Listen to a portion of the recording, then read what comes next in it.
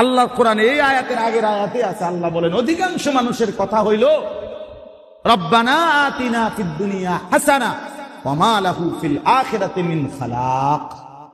আল্লাহ বলে অধিকাংশ মানুষের কথা হলো আল্লাহ দুনিয়ায় আমারে যা যা উত্তম আমি জিডি কইতে আছি আপনি এগুলো দেন, আমার 3 নম্বর ফুলাগারও বিদেশ পাঠাইয়া দেন, মাইয়াগারও বালা পয়সাওয়ালা জামাই চাইয়া দিয়া দেন, বিল্ডিং কাম করতে চাইতেছি বড় একটা বিল্ডিং দেন, জমি এই সাইডের সব দিয়ে আমি কিনতে চাই, আল্লাহ আমারে আপনি তৌফিক দেন, বাজারে এক কিনার সবটা কিনা লাইতে চাই, আমারে আল্লাহ তৌফিক দেন, আমার ভাতের থালা যেন ভাত 1 লগে 10 কেজি ভাত আমি একসাথে খাইতে পারি, আল্লাহ এমন তৌফিক দেন। আল্লাহু আকবার। মানে দুনিয়া সবটা যদি এই রাক্ষসের পেটে দিয়া দেওয়া যাইতো তারপরও সে কইতো আল্লাহ আরেকটা দুনিয়া দেন,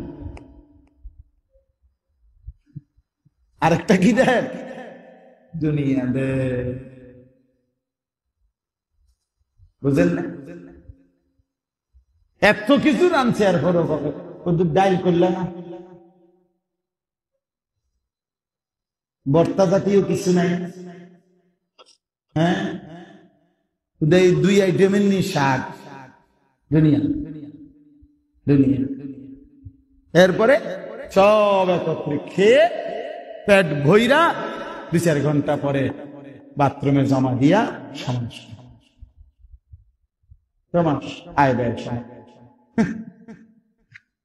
আয় ব্যয় কি দুনিয়া দুনিয়াতেই রয়ে গেছে, দুনিয়া দুনিয়াতেই রয়েছে। হায়, এজন্য আমরা আল্লাহ তাআলা বলছেন ওমা মিন দাব্বাতিন ফিল আরদি ইল্লা আলাল্লাহি রিজকুহা, এই জমিনের মধ্যে যা কিছু বিচরণ করছে আমি প্রত্যেককে হালাল, আমি আল্লাহ নির্ধারিত রিজিক আমি দেবই দেব। ওয়া ইয়ালামু মুস্তাকাররাহা ওয়া মুস্তাওদাআহা, আমার কোন সৃষ্টি কখন কোথায় থাকে এবং শেষ পর্যন্ত কার মৃত্যু দাফন কোথায় হবে আমি আল্লাহ আসমান জমিন সৃষ্টির 50,000 বছর আগ থেকেই তা লিপিবদ্ধ করে রাখছি, তা আমি জানি কখন কোথায়। কাজে কোনো কিছু ভাইব না বান্দা, তোমার রিজিক তোমার দুনিয়ার জরুরত যাটুকু আমি বরাদ্দ রাখছি তা আমি পৌঁছাবই। কাজে এটা নিয়ে তুমি কামরা কামড়ি কারাকারি কইরো না, তোমারে বানাইছিলাম যে উদ্দেশ্য আমার গোলামি, তুমি সেই কাজেই লেগে। তুমি দুনিয়ার তো নিয়ম, দুনিয়ার কর্মচারী অফিসে প্রতিদিন কাজ করে, সে মাস পূর্ণ হইলে সে তার বেতন বুঝে নেয়, সে প্রতিদিন একথা জিজ্ঞেস করে না যে আমি যে আজকে কাজ করলাম আমার কোম্পানির টাকা আসেনি আমি আগে সাইয়া লই নইলে কাম করতাম না, না সে বুঝে যে সেটা চিন্তা করবে কোম্পানি, আমার কর্ম করা দরকার আমি করে যাই। রব্বুল আলামিন বলে বান্দা আমি রিজিকের দায়িত্ব নিলাম, আমি রিজিকের দায়িত্ব নিলাম, তোমারও ফুতেরও জিয়েরও বউয়েরও বাচ্চারও এদের রিজিকের দায়িত্ব আমি নিলাম বান্দা, তুমি শুধু গোলামির ফিকির করো, নামাজের ফিকির করো, সেজদার ফিকির করো, আখিরাতের ফিকির করো। কিন্তু মুসলমানের দুর্ভাগ্য, এটাই আমার শেষ কথা, মুসলমানের দুর্ভাগ্য হইলাম আমরা আমাদের স্ত্রী ছেলে মেয়ের জন্য শুধুই ভাত মাছ চাল ডাল তরি তরকারি খাদ্য খাবার, টাকা পয়সা দালান বিল্ডিং খাট পালং সোফা ফার্নিচার বিদেশ টাকা, এই নিয়েই আমাদের চিন্তা, আমাদের চিন্তা। আর ওই ছেলের নামাজ মেয়ের পর্দা স্ত্রীর পর্দা এই নিয়ে কোনো মাথা ব্যথা নাই, ছেলে নামাজ পড়ে না মেয়ে পর্দা করে না স্ত্রী পর্দা করে না, এই নিয়ে কোনো টেনশন নাই, ঘরের মধ্যে সবাই মিল্লা মিশা আয় মুসলমান একসাথে মিলে মিশে ছেলে মেয়ে নাতি নাতনি স্বামী স্ত্রী মা বাপ মিল্লা রঙিন টেলিভিশনে নর্তকীর নাচ দেখে, জিনা ব্যভিচারের দৃশ্য দেখে, নাটক সিনেমা দেখে, হিন্দি সিরিয়াল দেখে, কত নিকৃষ্ট কত জঘন্য বেহায়া হইলে এটা মুসলমান করতে পারে।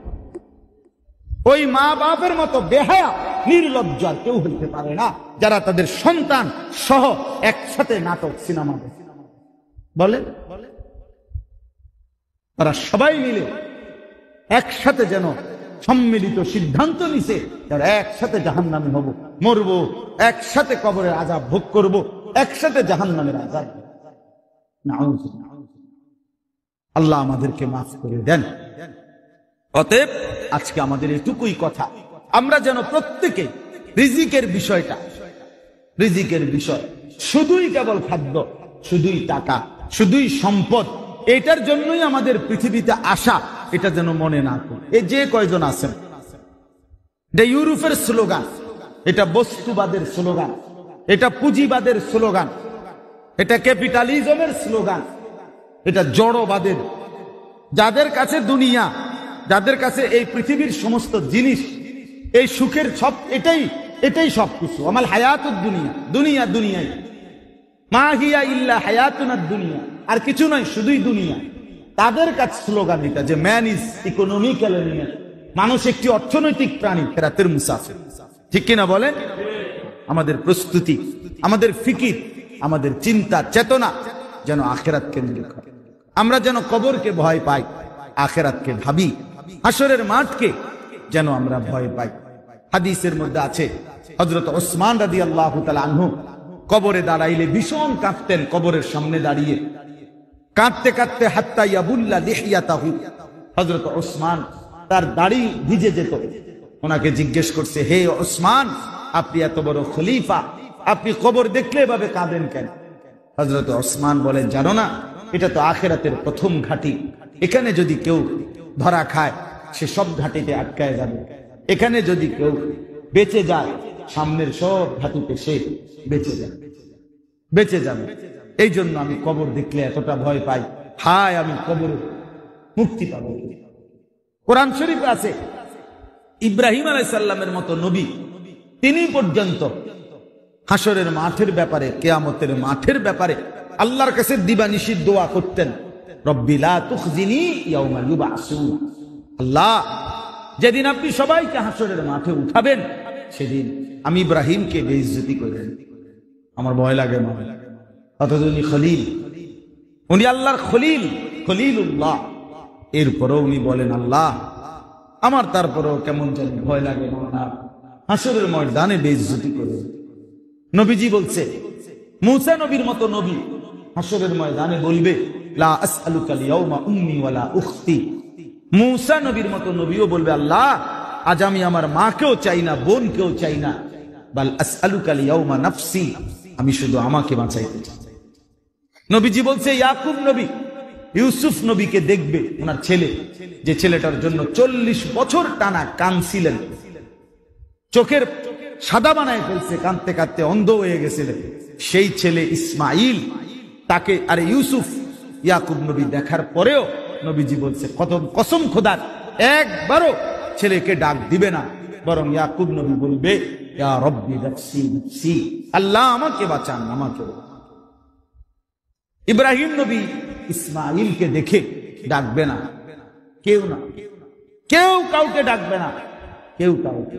কত লক্ষ বছর সবাই চুপ থাকবে, তাও কেউ জানে। হাসরের ময়দান একদিন না, হাসরের ময়দান হবে অনেক দিন। আর একদিন কতক্ষণ? এই ধরেন 1.5-2 মিনিট। হাসরের ময়দানে একদিন 24 ঘন্টা না, 50,000 বছর। কোরআনের আয়াত, কত হাজার বছর? একদিন। হাসরের ময়দান চলবে বহুদিন, যতদিন চলে তত। এবার দাঁড়ায় থাকতে, ইয়াউমা ইয়াকুমুন নাসু লিরাব্বিল আলামিন। আল্লাহ বলছে দাঁড়িয়ে থাকবে, ইয়াকুমু ইয়াকুমু। নবীজি বলছে 1 সেকেন্ড বসার, ডান বাম হওয়ার, মাউদাউ কাদাম। আমি নিজে পড়ছি হাদিস। নবীজি বলছে, এই পায়ের তালু যেটুকু মাটির উপরে রাখা হয় হাসরের ময়দানে, এই লক্ষ কোটি বছর বান্দা দাঁড়িয়ে থাকতে হবে শুধু এই পায়ের নিচের এটুকু জায়গা রয়েছে, পায়ের নিচে। এক মানুষ, মনে করেন বৃহস্পতিবার রাত্রে